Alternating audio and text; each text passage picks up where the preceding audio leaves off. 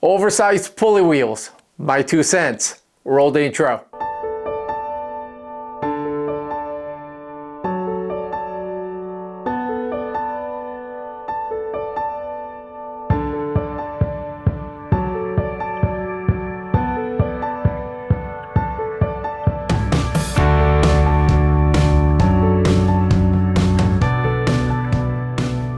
Hello everyone, how are you? This is yours truly, Diabetic Cycling, coming at you once again, and thank you for spending your valuable time with me today. This is a channel sponsored by my own damn wallet and brought to you by your engagement, so I would super appreciate if you could hit that subscribe button and hit the like, and feel free to ask any questions down below in the comment section. So oversized pulley wheels started to pop up a couple of years ago on a lot of bikes, and if I'm not mistaken, I believe Ceramic Speed was one of the first companies that came to the market with it, and then followed by companies like Kogel, and then one that I actually have on one of my bikes, Absolute Black. But today's episode with the subject of OSPW, it will apply to all the OSPWs, not just the one that I have on my bike from Absolute Black. All right, so the thought behind it is that the pulley wheel itself is larger in diameter, thus creating this situation where the chain is going around, and as the chain goes through the pulley wheel, each chain link is not at such a severe angle as it would be on smaller standard pulley wheel. So by having the pulley wheel to be larger, your each chain link is at a less of an acute angle, thus increasing your chain efficiency, which all leads to two words that are so commonly used in cycling nowadays, which would be marginal gains. And couple that with the one from Absolute Black on my bike, which incorporates their unique design, which is called a hollow cage design, where the chain is just kind of on the outside of this whole entire circular design, which actually creates a pretty cool look. All right, so jumping straight into the review portion of the oversized pulley wheel from Absolute Black, there isn't really much to talk about, right? The ceramic bearings, the large diameter wheel, like I talked about earlier, rolls smooth, rolls extremely well, no complaints. So obviously I kind of sort of knew going in, even before it was installed on my bike, that I would actually not see much of a benefit, especially at the enthusiast weekend warrior level kind of a cyclist that I am. I think I saw somewhere some years back when these things were getting just popular, I saw something. Wasn't it something like 1.2 watts of saving at about 40 kilometers per hour? So basically at pro level, you're gonna gain about 1.2 watts or something to that nature, which to mere mortals like I am, and I'm assuming most of you, because if you're a pro, I'm assuming you're not watching my video, so I'm assuming most of you watching this are like me, and at the level of just normal enthusiast cyclists, I'm not sure if that marginal gains would be something that we could recognize and realize. And let's face it, a lot of us have the oversized pulley wheel installed for the looks, right? It's a sort of a blingy part that we have on our bikes, which become a topic when you're at a cafe coffee stop and your buddies are coming to your bike looking at it, ooh, look at that. So I think most of us have it for that, not necessarily for watts saved. And then lately I even saw, I believe it's a Ceramic Speed that have some kind of a hood, like an aero shield on these oversized cages for even more aero gains, as if this is gonna really create so much turbulence back there. I mean, literally, if you're riding like this, if you just tuck in even that much lower, you would have a greater gain in era, if you ask me. So I'm not sure if that even is necessary, which I lovingly call OSPW condom.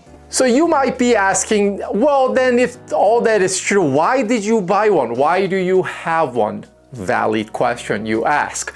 So obviously I put one on my bike because in order for me to stipulate all the things that I tell you, I need to have one on my bike, experience it, ride it, so that everything that I'm saying has some kind of a substance.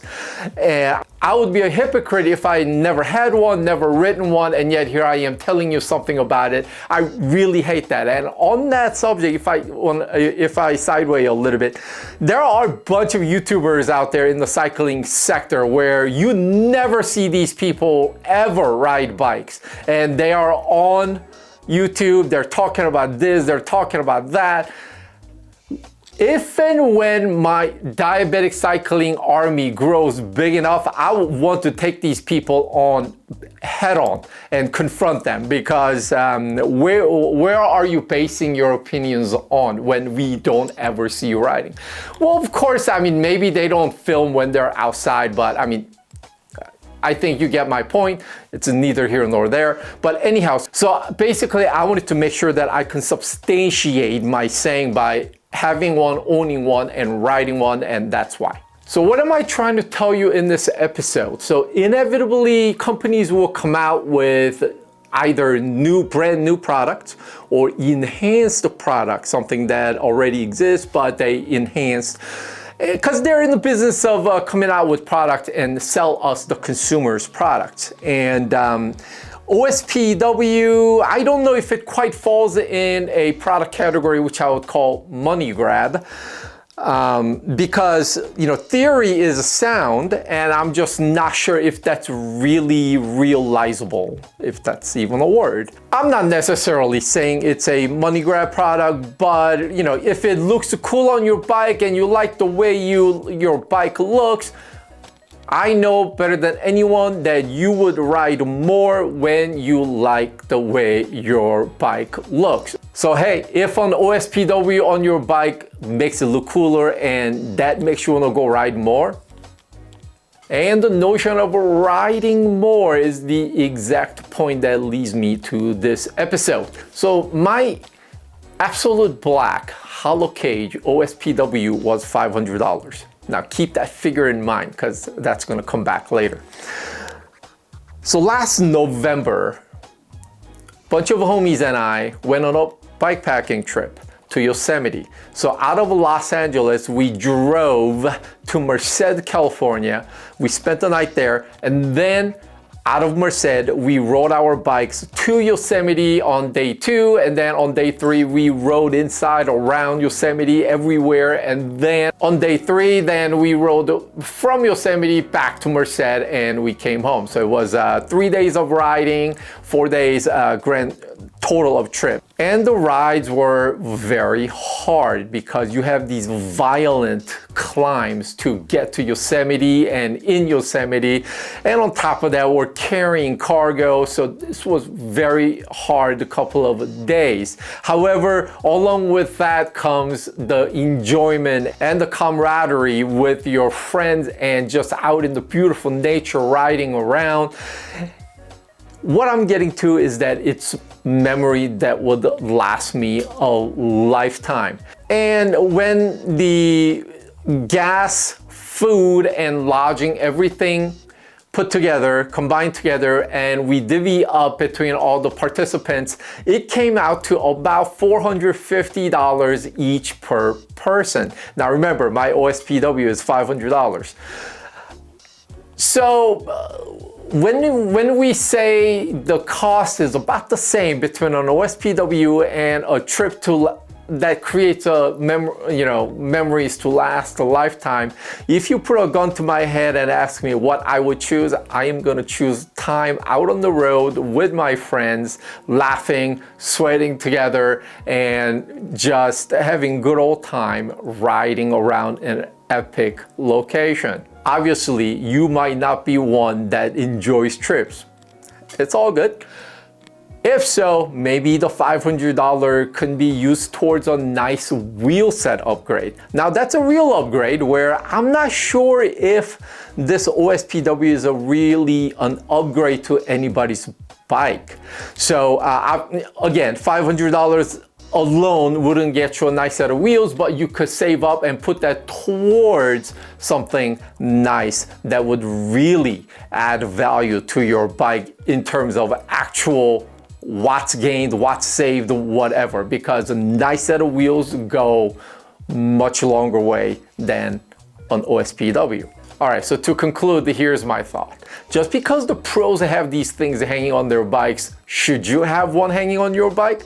My answer is no. The pros are sponsored and these things are sponsored. They're not spending their money to hang these things on their bikes.